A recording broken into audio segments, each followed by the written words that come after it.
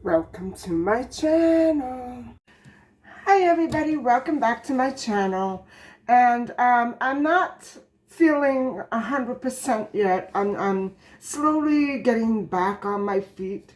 It was what I'm trying to get over is actually a kind of a sort of a slight bladder infection. And I remember having this very badly last November. And it was so much worse then. And so it's not so bad right now. It tends to act up a little at night, you know, when I'm trying to sleep. And so I am from one night sleep deprived. And so I don't know what else to do. I could go to the doctor, but I have had bladder infections every year almost since 2017. I remember 2020 and 2021 was skipped, but last year I had it, this year I have it, so I am chalking it up. I thought it was because I put on slightly damp trousers after I had them in the laundry, and they didn't fully completely dry yet. And I don't know if it was that. It could have been that. And so another thing is that I've been having a particular hot sauce, and I'm going to show it to you. And so this is the hot sauce that I purchased last November, right before I had a full-blown bladder infection. And if I don't think that you can see it from this, but it's about almost finished. And so as you can see, all the spice has gathered in the bottom. And so I think it was 3 days ago, maybe Saturday night, Friday, I don't remember. I in the efforts of trying to empty this bottle, because I have a new one in the refrigerator, I used a little more than I normally do. And right away, again, that feeling, that water retention, I hate that feeling, began. And, you know, it wasn't bad. I mean, I have no pain or anything like that. It's just that, you know, you can feel that muscle weirdness, you know, just sort of working its way through your body. What this does is absolutely dangerous. It's potent. The rest of the bottle was okay. And so maybe because I didn't shake it, it was all concentrated in one spot. And that is the hot sauce that I consumed. And so I believe that that is what it is. This is now 2 years in a row. Maybe it was the damp trousers. I'm not sure. It could be. But maybe a combination of both. So I'm not sure, guys. Anyway, I am feeling a little bit better. And but I'm so puffy and swollen. It's slowly starting to get better, but I'm hoping that I won't have to go for more antibiotics, because if I do, it's going to make me feel lousy. And so I'm trying to avoid that right now. And so what I want to do for today is I want to talk about a case that it's a missing kid case. And at some point in this video, I am going to take you in some way, means, or manner to show you where the crime actually allegedly took place.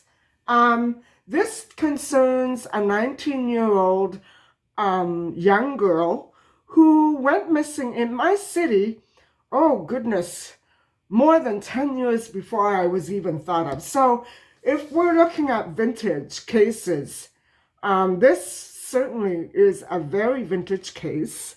And it reminds me of other cases that I've done. And, you know, it's so evil on so many levels, but you don't see it, guys, unless you're really looking at the alleged facts and what people say in this particular incident. And so it does involve an entire family. And so it happened not far from where I live. And nobody knows. It's still a cold case. No remains have been found. But I believe that that may be so because this family may have people protecting them. If indeed they were involved. To me, I normally don't voice my own opinion, but to me, it's very, very highly likely and probable and very possible that this family indeed had very much to do with what happened to this young lady. And so this missing kid case actually involved a 19-year-old Mabel Crumback who vanished somewhere in the early hours of May the 29th after allegedly being dropped off at her residence on around midnight on May the 28th, 1950. And so I'm gonna take this up a little bit later. And guys, it is one of the most horrific, because I'm trying to imagine what might have happened to her. To me, it's so horrific. It reminds me of the John and Eric case and the missing Bauer girl. I've done these cases months ago. It reminds me of those cases, and that I strongly suspected something going on of a similar nature in those cases. And because this family actually said that they don't want her found, they want to forget her. It's horrific to me. It's horrific. Nothing else was ever discovered about the case. And I'm just chalking it up to people maybe protecting the Crumbacks. Anyway, we're going to go over the case in a little while. And for now, I'm busy getting together a recipe for an upcoming episode entitled, the recipe is called peperonata, and it's a beautiful fall dish that my mom used to make from time to time. And my very first boyfriend loved it. He went nuts about it. And so did many other people for that matter. So that's coming up later as well. Not the recipe, but just, the shopping and looking around and trying to gather ingredients for that recipe, which is kind of complex in a way, for me at least. Anyway, let's get going and I'll talk to you soon.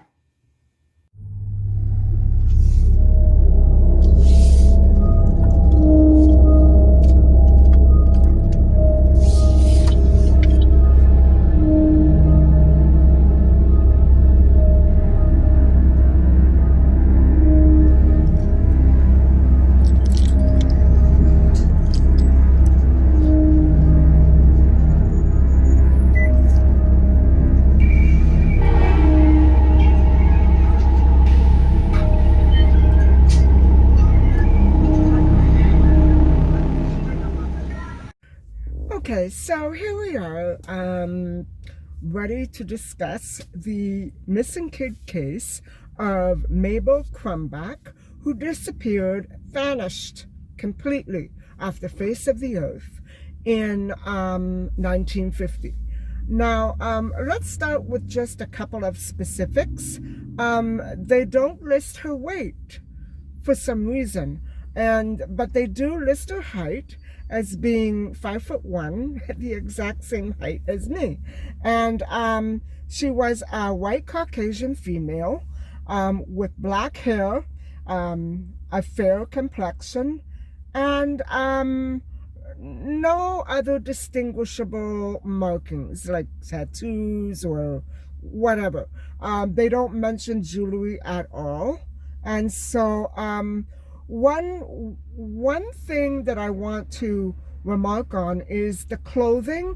It is claimed that she was wearing, at the time of her disappearance, a black plaid shirt. Now that could have been a pajama top, and a navy blue pleated skirt, black suede pumps, and no hat or coat. It was practically June, right? And I might add that this would be the same weekend where Cheryl Hansen went missing decades later. The same weekend, guys. And so it was a holiday weekend in Canada, in my city, which is where Mabel vanished. And so in 1950, Mabel Crumback, I believe that she had been done with high school. And she was living with her parents and her two younger brothers, Bruce and Gary. Gary was only 8 years old. Bruce was a little older. Bruce at the time was not home. Now, it's not clear whether Bruce was away with his parents in Detroit that weekend for a wedding, allegedly, or what. It's very conspicuous that they don't talk about Bruce at all in this article. The only article which exists regarding the disappearance of Mabel. And so it's already, to me, a very strange story. So at the time of her disappearance, Mabel was residing at the family home at 661 Willard Avenue in my city. And I'm planning to take you there, probably not today. I want to keep my schedule easy due to my health issues right now. But I'm not familiar with that area, although it's not too far from here. I know that I had a friend who lived not far from there, and so it's very heavy traffic. I'm not looking forward to going there, to tell you the truth, but it must be such an ancient old house. I'm dying to see it. So I want to go there out of curiosity as well. I just live for the vibes that I get every time I visit a creepy old place. I don't know what it is about me. Anyway, at the time, Mabel was working at the office of Eastern Steel Company, and I'm not sure if that's still around. I haven't researched it that well. It might be key to this whole case. And so she was very religious, guys. And so I'm not sure if this was forced or natural on her part. She attended St. John's Baptist Church and sang in the choir. And she was actually pretty active in the church social functions. Now, for a young lady of 19, that sounds odd to me. I mean, it's good that she was participating in her community and in her church, but it's a little off. To me, it sounds as though it could almost have been her only option.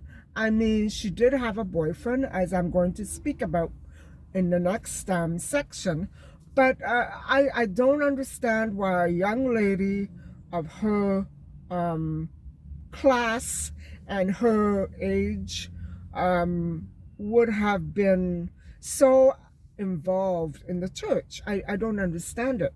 And I'm not sure if Jim, her boyfriend, was also involved in the church. I'm not sure. Guys, that weekend of May the 28th, it is alleged that Mabel's parents went to Detroit and would be staying for that weekend. And they were actually supposed to be attending a wedding. And I am not sure if that alibi was ever checked out or if Bruce was there with them. Now, we don't know anything about Bruce. I've tried to look for information online and I couldn't come up with anything. And it's unfortunate that it's so old that there's not that much about it. And so what happened was on the evening of May the 28th, 1950, Jim Bryan and Mabel went out on a date, allegedly. I'm not sure if that's true. And so Mabel was apparently wearing that red and black plaid shirt and a navy blue pleated skirt with black suede pumps and no hat or coat. We think. What I don't understand is, how do they know she didn't have a hat? Did Jim tell them? I don't know. How do they know she didn't have a jacket or a coat? So basically what I'm trying to tell you guys is that we don't know exactly what she looked like when she vanished. We don't know what she had on. We only know what we're being told by the parents and the boyfriend and the brothers. We don't know. Because as far as I'm concerned, this is all alleged. And we don't know what happened to her, although I can pretty much imagine what did take place. We don't know. And so it's such a weirdo case, guys. Already I'm getting the creeps. And so, okay, let's talk about the house. There were two doors of entry access to the house on Willard Avenue. One of them faced St. John Road and the other faced Willard Avenue. And so the Willard Avenue door was unlocked, and the St. John door, the door that was facing St. John Road, was not only unlocked but wide open. And in a minute I'm going to tell you why this could have been so, and it gets even creepier after that. So and here's one more creepy fact.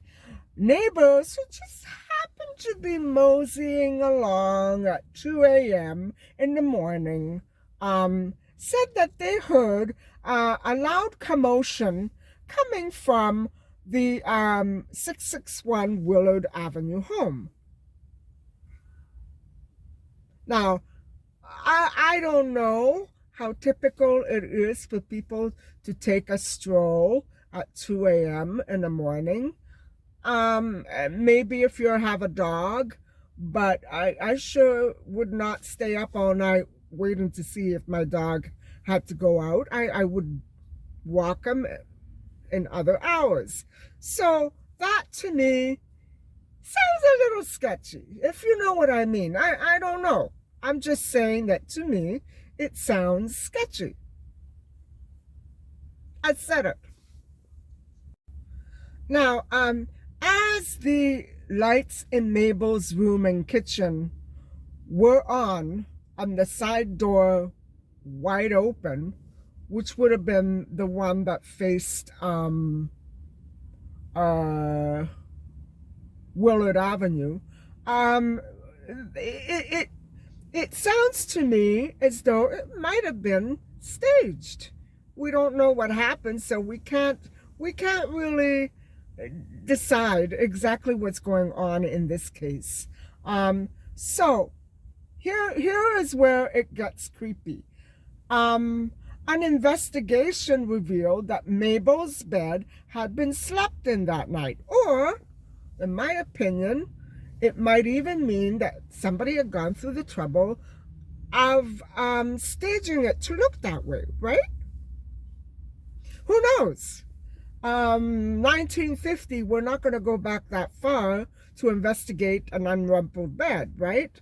So anyway, Mabel's dad later on told the police that Mabel didn't have money or a key to her own house at 19 years old. Now, guys, if sirens and bells haven't gone off in your heads already, I don't know what could possibly be more apparent. And so I'm beginning to get surrounded by creeps out here. So I may have to drive off and move along. But anyway, what father do you know would, hold on, would not allow his own working daughter a key to her own house?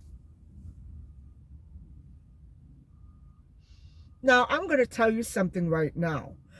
Whatever the case was, whatever the situation was, even if she was a juvenile delinquent, Mabel was being trafficked. And the traffickers would have been at least one of her parents, right? No grown child who lives at home is not permitted a key to her own house. Not that I know of. Maybe not in this culture especially. I don't know about other cultures. But, you know, wow, what are your opinions on this? Her own dad openly admitting to police that she didn't have any money, although she worked. Maybe she had money and somebody took it. And then there's another contradictory story that I heard in the same article, noting that her purse and all of her belongings were there. Well, if there wasn't any money, how do we know all of her belongings were there? Maybe she had money and somebody took it. Like maybe a greedy parent, right? Or a greedy brother, right? We don't know. We don't know what's going on. So, I'm also going to say at this point, and I'm going to talk a bit more about this a little bit later, it's not a random stranger. Get that out of your head. It's not a random stranger. So, yes, the next part of this same article goes on. Now, guys, I'm telling you, This article is saying it all. Okay, it's screaming SOS for Mabel. Um, Mabel's purse, quote unquote, was found in her room with money in it. But why? Of course there would be money in it. She did have a job, maybe not an awful lot of money, right? She was young. She probably had to give her parents rent. Seeing that they wouldn't even let her have a key to the house. I don't know if I could even believe that. But so um, her purse was found in her room with her money in it. And so, even more strange, but if you can imagine the scenario that's been popping into my mind, it's not that strange. Her pajama bottoms were found neatly folded under her pillow. Staging? Yeah, perhaps. But her pajama top was never found or located, just like Mabel. And so, why the top and not the bottom? I'm going to leave that one for you to think out. Try to figure it out. What comes into your mind with this scenario of a girl walking around with no pajama bottom, but she had her top on? Go figure. And so maybe the abductor took the money and then put it back, or maybe there was a lot more money, was robbery simply just a ruse that was used by people who knew her to abduct her out of the house, or maybe cover up what really happened. Yes, to cover up what really happened. And so why were those people walking past the house at 2 a.m.? Were they really walking past, or were they there doing something else? Guys. So, okay, let's go over what was allegedly the timeline of this evening. So, they were on a date. Jim, Brian, and Mabel Crumback went out on a date. Now, this is going to lead to yet another disturbing fact. And so this is also one of the reasons why I doubt, I may have some problems believing that she was actually out that night, given the fact that she didn't have a key, allegedly. Everything is alleged, right? And so, okay, this is what Jim Bryan says. He dropped her off at home around midnight. And so Mabel said goodnight at the door, and he did not apparently see her in. I find this incredible. What boyfriend doesn't see a girl in, or at least step in the doorway,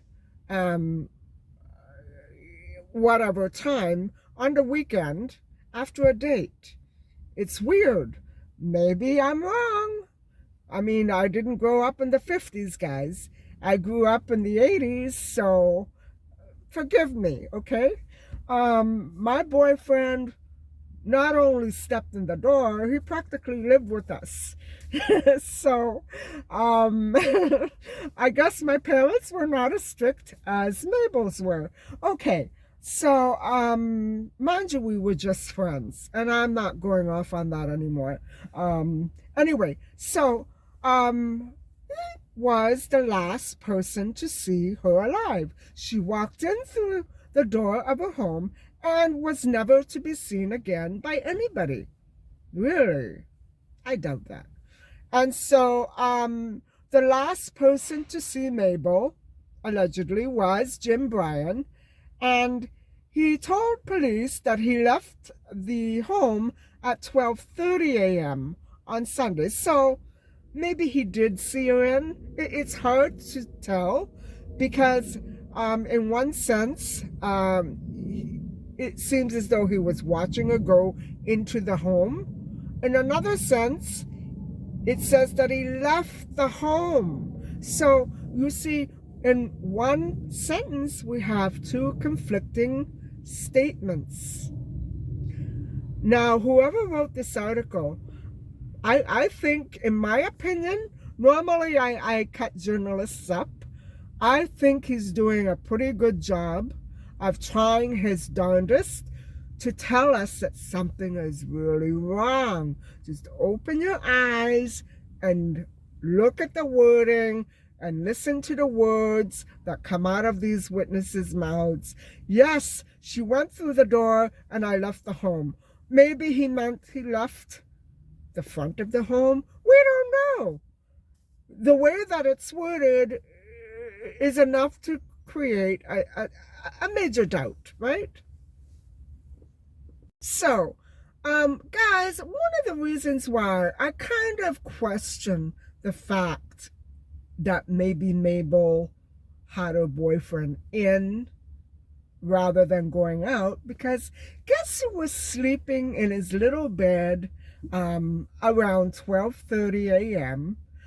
While his parents were at a wedding out of town? Little 8-year-old Gary. Bruce was not home. We are informed that Bruce was not there. And that is the extent of what we hear about Bruce. So right away, guys, my suspicions immediately fall on Bruce. Was it Bruce who was there babysitting while his sister was indeed out on a date? Or was Bruce doing something else that nobody wants us to know? Where was he? Where was he? Even if he wasn't doing anything much, we still want to know, right? Where was he? He lived there. Where was he? Not a word. Not a peep. This does remind me of the Ingrid Bauer and John and Eric case. We hear so much about confusion and contradiction and time conflicts, but certain people forever stay in the background, just like Ingrid's mother. We don't know where she was when Ingrid went missing in the 70s. We don't know. And Ingrid Bauer is still a cold case. We don't know. We know that her mom was prone to getting very, very upset with Ingrid and Ingrid's friendships. So we don't know. Nothing is ever said about Ingrid's mother. Now that's weird, right? Okay, so let's talk about Gary then. Little 8-year-old Gary, the poor thing who was left alone unattended until 12:30 a.m. It can't be true, guys. So, all right. Gary said that he woke up Sunday morning to find his sister missing. And then he told neighbors, after he woke up and found his sister not there, we don't know where his brother was. Nice household, right? And so Gary went to the neighbors and told them. And were these the same neighbors who were walking by at 2 a.m. and heard all the screaming and shouting? We're going to get to that in a bit. And so Gary claimed later that he did wake up. He was awoken by sounds of their dog, what I assume to be their dog, who was barking, and Mabel's voice with voices of men. So could this have been Bruce and her father? We don't know. We don't know. Her boyfriend and Bruce and her father? We don't know. Right? Just men. And so it's not clear if Gary got out of bed. Crap, if I was 8 years old and I heard what this kid heard, I'd be dancing on the stairs. I wouldn't be in my bed. So, unless he was so scared to get out of his bed for fear of a spanking, okay, maybe that makes a little sense. So, in early reports, Gary said to the police that he awoke sometime during the night and he heard, this is so creepy, thumping on the floor. So that's definitely a physical fight. Thumping on the floor and then thumping on the cellar stairs. So have you ever heard of the proverbial phrase, when things go bump in the night? I'm sure it came from this story. It is as creepy as anything. And guys, it is so filled with evil. Now do you understand why I see so much evil on every level and every aspect of this story? Because, oh, it's just so creepy. And the poor kid, if he really was indeed alone until Mabel got home, that must have been horrific. It must have traumatized him, because I'm not sure that he ever actually could have had anything to do with this, but he must have known things and figured it out later on in life, maybe. Anyway, he did say that he went back to sleep without investigating the noises. Maybe fear would have done that, yeah. In later reports, probably, guys, what I'm understanding through the lines is that he recognized those voices. Little Gary knew who was there and didn't bother to get up and investigate because he knew them. So maybe if it was indeed his parents and brother, and maybe Jim Bryan, the boyfriend, we don't know.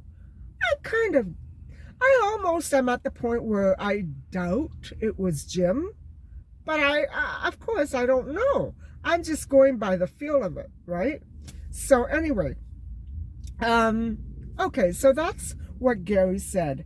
And he also said that he heard male voices. So to me, it's an indication that the father was probably there with somebody else. And so Gary also described what he heard as a dog fight. More than one dog? That would mean more than one dog, right? So anyway, now Gary's version of what happened is very confusing, because it appears that he did give two different versions. And you know, thumping on the floor and the dog fights, it's all very, you know, very multiple and different. So in one version he heard thumping on the cellar stairs, and in the second version you heard a dog fight. Maybe bits of it was coming back. You know what I mean? I know that your memory can play tricks on you when you're coming out of a deep sleep or a dream. And probably, being a child, he probably had it all mixed up in his head. I know that when I dreamt as a little girl, I would open my eyes sometimes and the dream would be continuing. You know what I'm saying? I'd be watching my dream, sitting up in my bed and explaining to my parents, this is what I'm seeing, you know. So, yeah, we don't know what was going on with Gary. Was it real? Apparently, he heard a lot of commotion, just like the neighbors did. So, what I'm saying is that due to his age, his young age, and because of his sleeping state, we don't know what we can take as fact or what we can discount or discredit as fancy. You know what I'm saying? It almost reminds me of the John Bonet case where her brother, her older brother, was trying to recollect from his sleep the things that he might have heard or seen. So, same kind of situation, right? Although it's been alleged that Gary probably did not recognize the voices, I would be rather inclined to maybe disagree. I mean, I don't know. But I would assume that if he did not get up to investigate, he could have done so either out of fear or either because he recognized the voices. So guys, I am not sure. At some point his parents did return, but if they returned earlier and perhaps maybe caught Mabel doing something that she should not have been doing, or in their opinion, we don't know. We don't know if it was them who returned. We really don't know, but I strongly suspect that they play a big role somewhere in this case. And I can only suspect because of the way that it's worded, and because of the omission, the very deliberate and very, how do I say, very conspicuous omission of Bruce. Where is Bruce in all this? However, the addition of extra detail and the omission of other details, such as perhaps getting up to investigate or recognizing voices, may mean also that he was very thoroughly coached by his parents. I mean, I doubt a random stranger could have coached him, right? It could mean that Gary was coached not to say specific things or to amplify other details of the evening as he recollected them. So, yeah, it's up to us, I guess. Other early reports also indicate that neighbors who happened to be strolling by at 2 a.m. also heard a very loud talking, and almost as though Mabel were being reprimanded. So that's kind of a very, very loaded observation. And so also that the voices that were reprimanding Mabel were the voices of the parents, right? That is what the neighbors who were walking by thought. Okay, and that goes with what I am actually thinking on my own too, because the fact that a random stranger just happened by to rob her of some money maybe or whatever just doesn't jive. And why, of all weekends, the weekend that the parents were supposed to be away for a wedding, or they were supposed to be? I don't know if that alibi was ever even checked out. It probably wasn't, right? Guys, what I'm trying to tell you is this. It's a long weekend. Okay, Mabel is with her boyfriend Jim. Ultimately, she's with him, and whether they go out on a date or stay in, she's with him, right? And so neighbors walking by hear the parents at 2 a.m. So what I'm trying to tell you is it has the makings of a planned murder. I shouldn't be saying that word on my channel, but I'm going to call it what it is. I want to call a spade a spade. And if indeed the parents were home at 2 a.m. reprimanding Mabel, meaning that she had to have endured this from 12:30 to 2 a.m. Guys, it was planned. They weren't away. They came back early, or they never went. Something like that. I don't know, but something here is just so off, and it's so evil. Very, very evil. So guys, the neighbors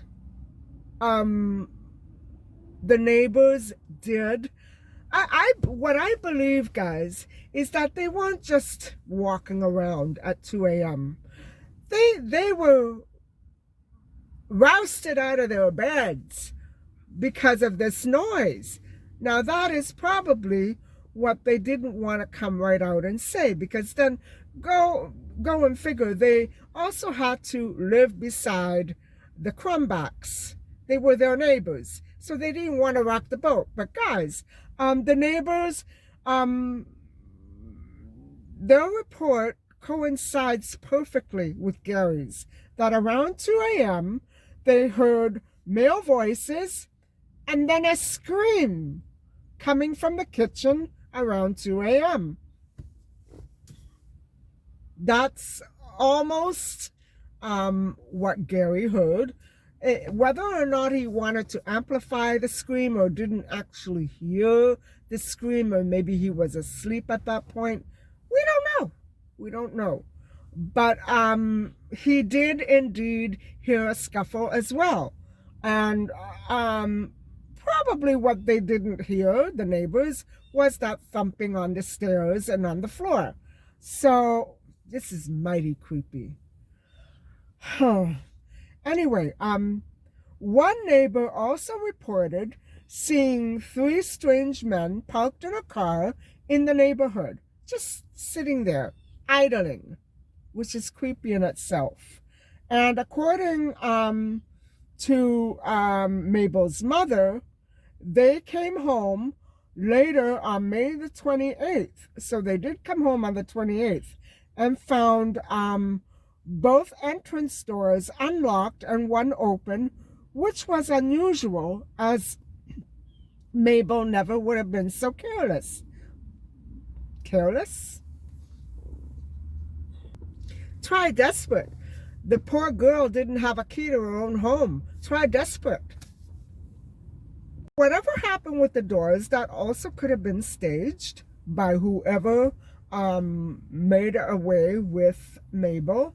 And so what I'm saying is, it all looks like it has the markings of a staged case, although what witnesses heard, that's the key to everything. That is key to everything. And so the search through Mabel's room did reveal that she took a red and black plaid shirt, blue plaid skirt, and a pair of black suede shoes. How do they know she took it? Maybe somebody else took it. Mabel's pajama top was missing, but her bottoms were found folded neatly under the pillow. So guys, why would she leave the pants and take the top? That maybe she was in the process of getting them on when something happened. By George. Or maybe that's what she was wearing when something happened, such as her parents walking in on her. What Mabel was doing when they actually walked in was actually, this is the mystery, guys. Although there's not much left to the imagination. She had her boyfriend, who was probably very comfortable at the house, and if she was dating him, I'm sure they were on an intimate basis, although I don't know how intimate, but you're getting my drift. The scenario, the possibility for scenarios, the range is just limitless. It could be anything, right? And so all we have to do is use our heads. And whatever Mabel was doing indeed sparked such fury from her parents, or at least one of them at least, that she never made it out alive. Guys, she never made it out alive. What are we talking about here? Some random fight? No, we're not. What I believe we're talking about is something that was planned. Something that was very deliberately planned. Because these sorts of things don't happen unless they're planned. You know, what the neighbors and Gary heard, that was crime being committed. However way you want to dice it, that was a crime being committed, right? She vanished after that. So whatever happened to Mabel happened in that house. I believe that she never made it out alive. That's what I think. And I don't understand how that could have happened or why that could have happened. But it happened, guys.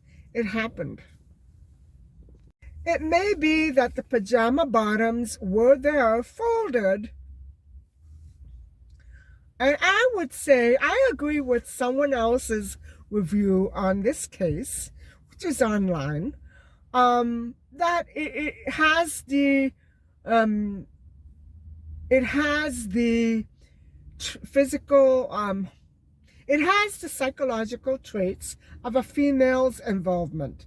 Now, could it be that Jim had another girlfriend? Are we going there? No, we're not going there. I don't know.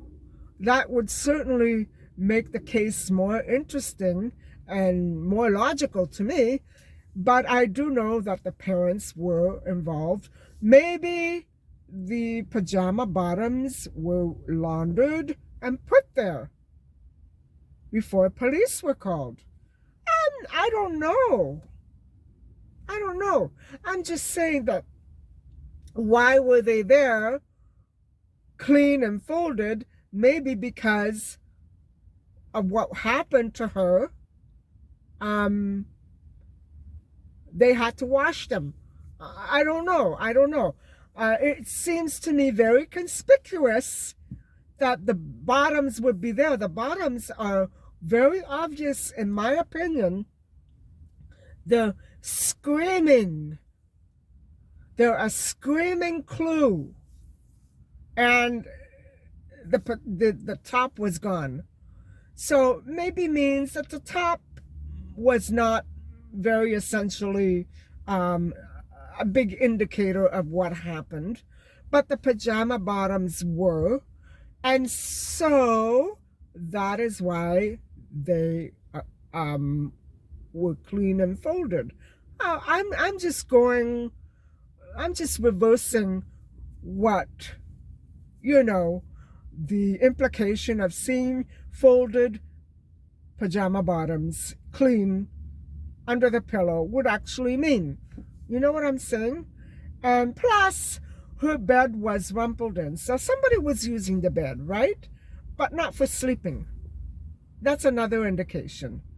Unless it means that somebody caught her off guard and threw her into the bed as they struggled. I don't know. Something happened to those pajama bottoms and they were washed. That's what this clue is telling me. I don't know if it strikes you that way, but yeah, something happened about the pajama bottoms, and that is why they were folded neatly. They had been put there. So it was not only a matter of staging, a matter of concealing evidence, right? And so because it's been alleged that there were no signs of violence in the home, although, despite and very contradictory to what was heard by neighbors and little Gary, I would really question that I would imagine very much that before Gary woke up, whatever violence did occur, such as the thumping on the stairs, it was all washed away. Just like the pajamas, right? How evil is that?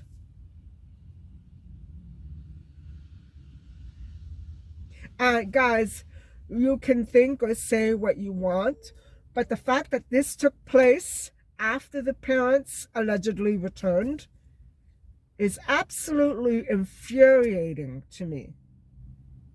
And I'm not saying that I know that they're guilty. I'm saying that what is transpiring in this article is telling us in a not so clear and very roundabout way that the parents did it. How else are we going to look at this? Thumping on the stairs and she's never seen alive again. Okay, she could have been abducted. But why would parents do that? Maybe they took her somewhere else, or maybe whoever it was took her somewhere else to finish her off.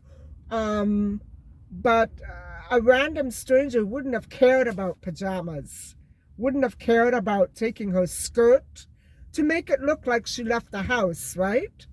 Her skirt, her black suede pumps, to make it look like she had actually been on a date and maybe implicate Jim Bryan. All this is so evil, guys. It's so evil. And so, well, let's talk a little bit about the parents. The parents, I had their names in here somewhere, but I don't think they're worthy of being named, and so I'm going to label them the parents. And so the parents eventually moved out of their Willard Avenue home and settled in Guelph, Ontario, and later in Wellington, Ontario, after their daughter disappeared. Well, thank you very much for that information. And so now they have passed away, and so it is unclear if both or one of her brothers are still alive. I don't know. And so it's not clear if it was after the parents passed away or while they were still alive, but the brothers both brothers repeatedly spurned all attempts to be interviewed and claimed that they wanted to forget their sister. Wow. In Gary's case, I believe that he may have needed to forget in order to get through that traumatizing memory of what happened that night. I can understand him wanting to block it out. But parents who are anxiously awaiting for news of their missing daughter don't go on to move into other homes and, act as though she had never existed. And brothers, I believe that there is something off about Bruce, whom we never hear of. We never hear anything about him. And him saying that he wanted to forget his sister. Now that, coming from Bruce, I would take that to mean be expressed in a very hateful and conniving and cunning way. It's a very hateful expression, but maybe not so much from Gary. He may have been doing that from trauma, to carry that memory through him throughout his entire life and adulthood. That must have been awful. I don't understand how a family like that could have functioned. I don't think it did function. I think it was completely dysfunctional. So, apart from the parents almost evident, almost evident participation in this case. We also have to deal with the fact that whoever might have accosted Mabel that evening at her home might have been already there. Now, guys, I would imagine that because Mabel did not have a key, I would imagine that if she indeed did go out at any point that night, the door would have been unlocked, or even during the day for that matter. Now, that would have given anybody, including the parents, ample time to get in there and hide and wait for Mabel to come back, if indeed that is what happened. So I'm imagining a scenario where Mabel does indeed return home around midnight and is accosted by somebody that she knows. Somebody who lives there maybe, or maybe a friend, a relative, I don't know. And so she probably would not have been surprised if she had had to leave the door open. I also want to draw attention to the fact that if she indeed did go out and Bruce was not home, who was with Gary? Was it a babysitter? Was it Bruce? So, was anybody at home with Gary? I find it incredible that she would go out on a date and leave little Gary home alone in his bed. I find it highly improbable. You know, that is what this article doesn't tackle. And so that leaves Bruce or a babysitter. I would imagine maybe both, right? Maybe Bruce was the babysitter. Bruce was younger than Mabel, but older than Gary. Guys, it's your turn to try to figure it out. So something there is not right. And it could be, after all, somebody who was very obviously waiting at the house for Mabel to return, and so was already there, either through entry or because of an arrangement previously made with Mabel and maybe the parents. I don't know. Whoever the person was obviously had an inkling that the parents were due home later on May the 28th. So I imagine this was a Sunday, right? I'm imagining it was a Sunday. And the wedding would have had to have taken place on Saturday the 27th in Detroit. So I'm just going over this in my head. Whoever it was probably knew, or maybe was there to help, lend a helping hand with Gary. Probably knew, probably is the key to the whole case, guys, either as a witness or the actual criminal. And so what I'm suggesting is that the parents are probably either guilty, culpable, or covering up. And so therefore they are guilty. By covering up, I mean protecting someone else. And so they are therefore also, in that case, guilty and culpable. So even the fact that we don't see any signs of blood or violence or clutter or disarray, except for the bed, and Gary was unharmed, we have to take this to mean that it could not possibly have been a random stranger who walked along and came into the home after midnight and did abduct the girl and A random stranger wouldn't have cared, wouldn't have left Gary unharmed, wouldn't have left money in the purse. No, guys, wouldn't have known that this of all weekends would be the weekend where the Crumbacks would be away at a wedding. No, no. It was not random. It was not a stranger. It was probably planned and carefully manipulated. And I would say that probably, in my mind, if I had to take a wild guess, Bruce did it and the parents covered up. I don't know. I'm just saying from what I'm reading, it made it obvious that that is how it flowed. You know what I'm saying? And so that would have given them so much time to clean up and get rid of evidence. And God knows what we would find if we went back there with luminol today and the cellar stairs. I'm not saying that the police didn't do that. I'm just saying, you know, for my own curiosity.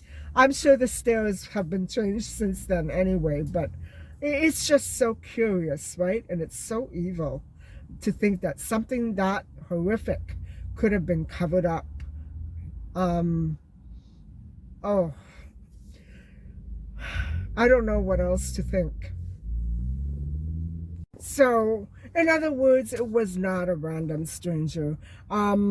A random stranger would not have left Gary unharmed. He would not have left money in the purse or the purse itself. He would not have cared enough to fold the pajamas. This was all done by the perpetrators. And, also the fact that it could not have been a coincidence of a random stranger happening by on the very weekend that the parents were supposedly away for the wedding. And it had to have been somebody who knew, say for instance, the babysitter or Bruce or both, who knew that the parents were due back on the 28th. And to me, it sounds like everybody was covering up for everybody, and it could not have been random.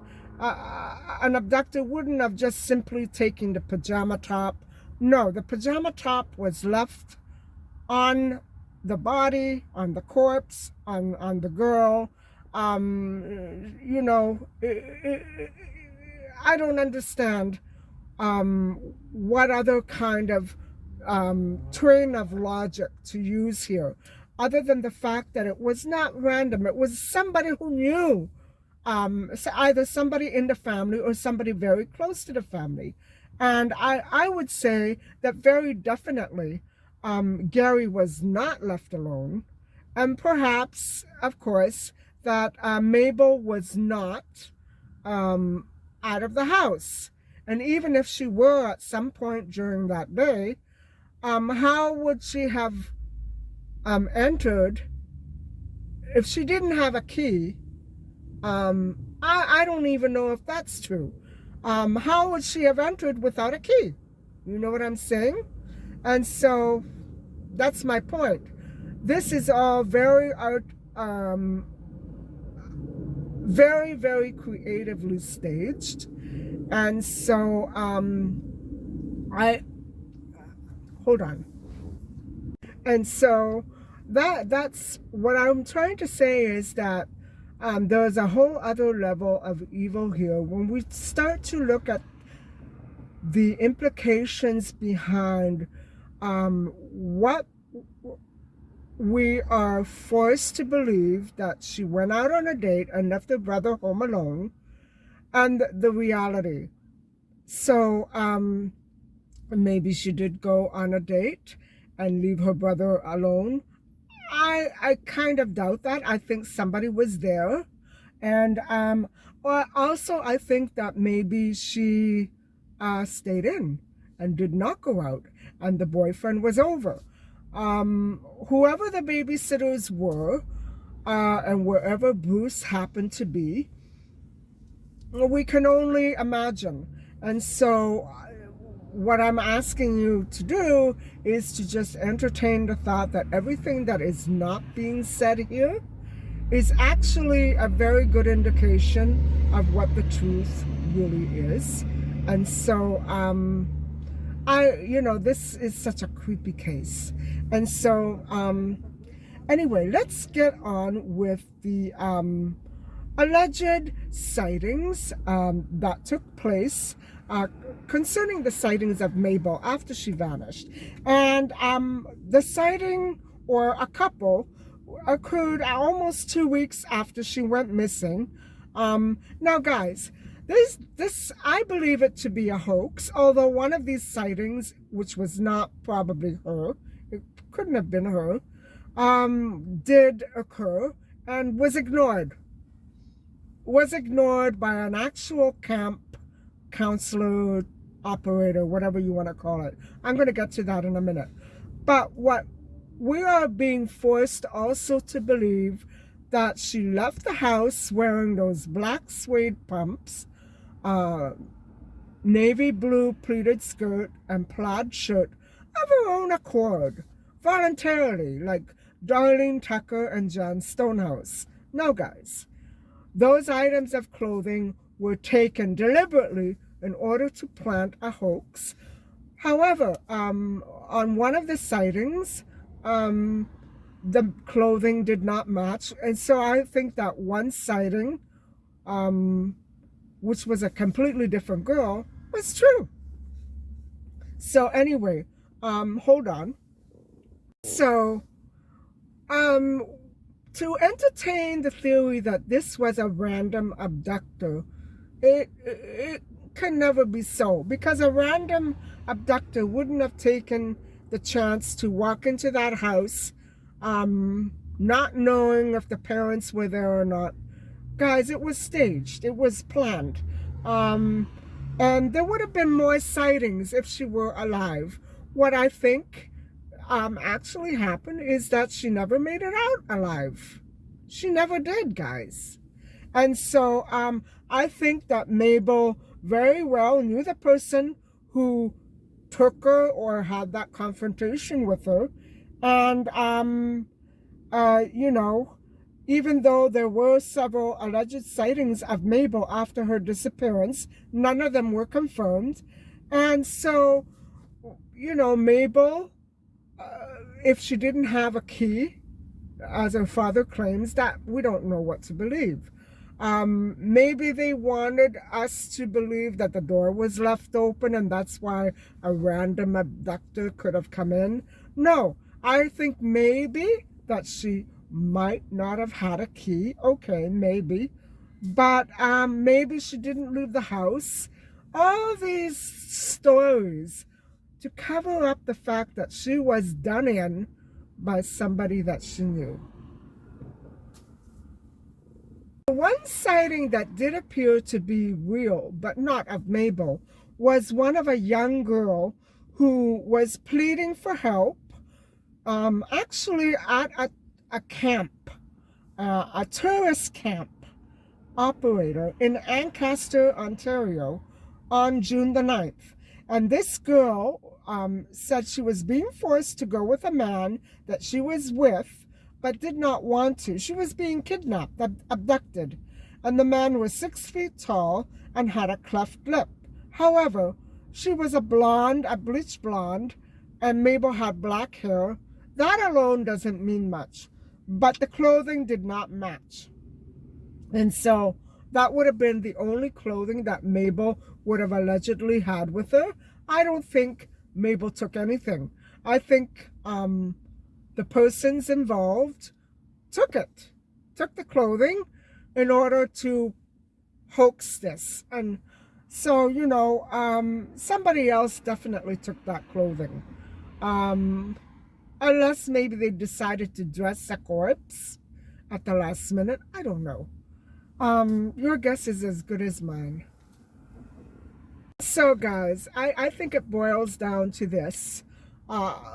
Obviously and logically, whoever was watching Gary, if she was on a date, did the deed.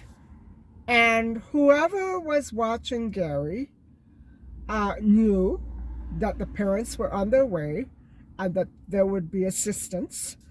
And maybe the loud voices were done to distract people and confuse people. There were more than one voice. So it was more than one voice. So what I'm saying is, what I believe is that whoever babysat Gary or whoever was in the house, let's put it that way, when or around the time that Mabel returned, either hiding in there or babysitting, was there for a legitimate reason, and that's why she was probably not surprised, because otherwise she would have gone off with Jim, right? They didn't harm Gary, and so my logic here is that it was probably planned, and maybe if it was Bruce, the culpable party not only did the deed but covered up, and the parents who were culpable because they helped cover up and they protected the culpable person were also guilty and culpable. And so, guys, that's the only way that I can look at this case. It's a very evil, evil, evil case. And it's horrible and horrific on so many levels to think that your own loved ones would put you out of the way that easily and that quickly in such a horrific way. I can only imagine what happened to her and why those pajama bottoms would have had to have been washed and refolded under her pillow. I cannot imagine. I cannot imagine the scenario that led up to the confrontation and the resulting deed after that.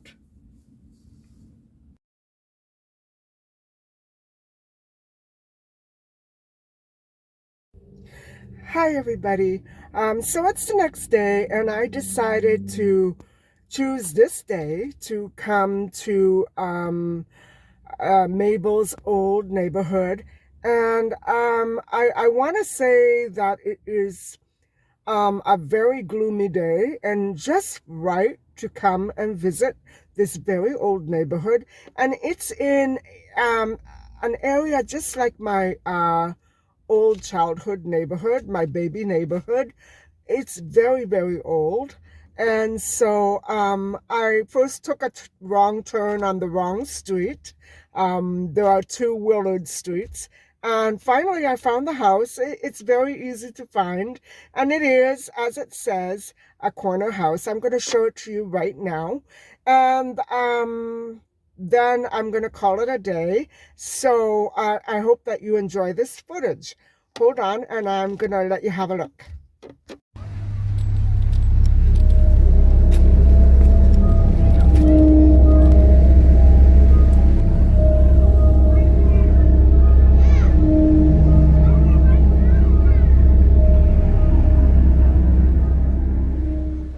So, what a charming old house. I half expected it to be. After reading about the horrific evening that went on there, May the 28th, 1950, I was half expecting it to be completely overrun by ghosts. You know what I mean? It's not at all a gloomy house. It is so quaint and charming of a neighborhood.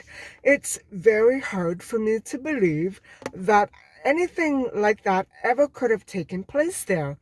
I have so many ideas about this case, but I'm only going to try to go by the facts. I have given you my opinion. And just another thing.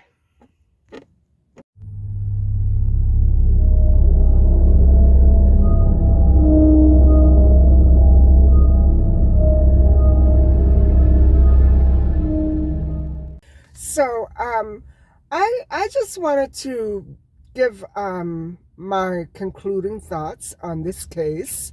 Um, you know, the creepy part, first off, the house, the creepy part about this house, um, actually, there was nothing other um, than the fact that it was divided numerically from all the homes, um, lower and higher in number. You know what I mean? And it was put on the corner on another end of the street. And meanwhile, all these other homes were in chronological order. And so probably what happened was they built that side first and then decided to add the other homes afterwards. I'm not sure, but that in itself is so creepy because it skips 661 completely. I was flabbergasted because when I went to the other side, they were all there in a row except for 661. It's so creepy in that way, in that respect. And so I'm probably, remember when I was saying that I thought Mabel's parents might be trafficking her? Well, although I don't think they treated her very fairly, in many circumstances, maybe the details were fudged in order to obscure the real truth. I have an inkling that Mabel was a very troubled girl, and probably she was religious, not because maybe she was being forced by her parents to attend church, but I think maybe she was attending church in order to cope better. Maybe she was receiving assistance or counseling. We don't know what other problems she may have had. And so when I said that I thought maybe her parents might be trafficking her, taking her money, you know what I mean?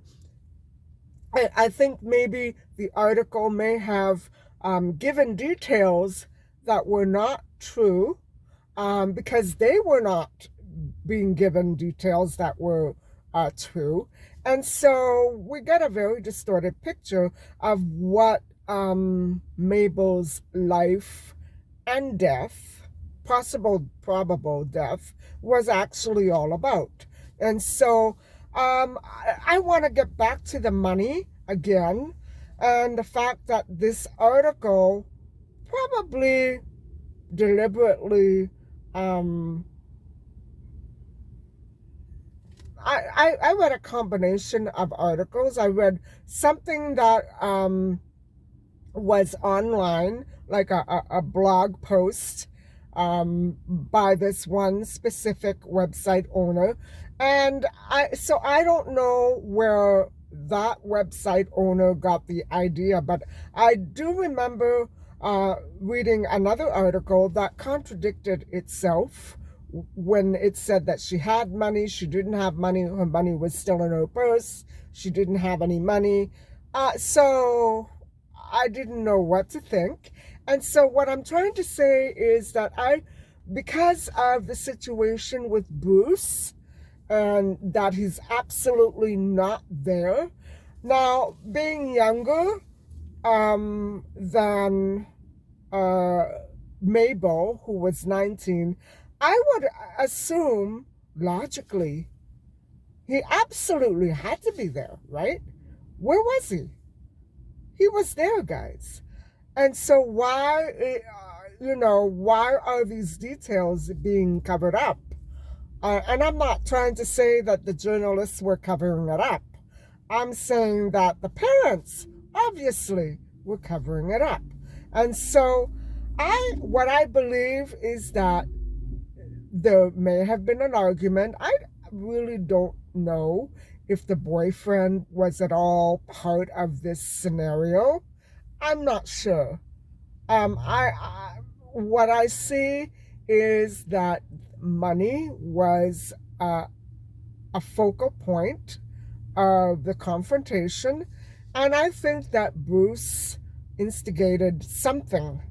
I think that the argument probably was about money, and that the person involved, other than Mabel, was Bruce. That's the way that I see it.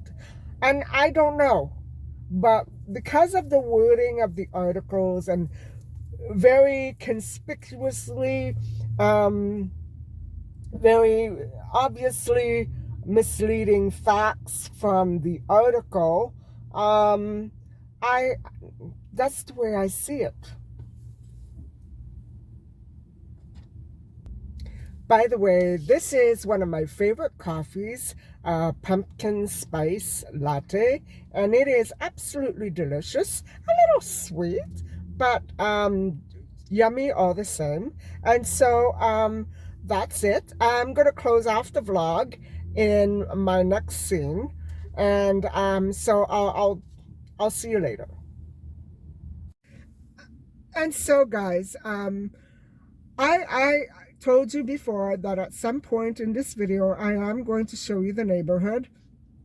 And would it not be for my problem of needing a bathroom, I would probably try to go there now. However, I think I'm going to leave this up in the air for now. And so I probably will show you, or will have already shown you. So I'm going to sign off now. And yes, another confusing vlog that way. So thank you very much for watching. And please don't forget to like and subscribe. Bye for now.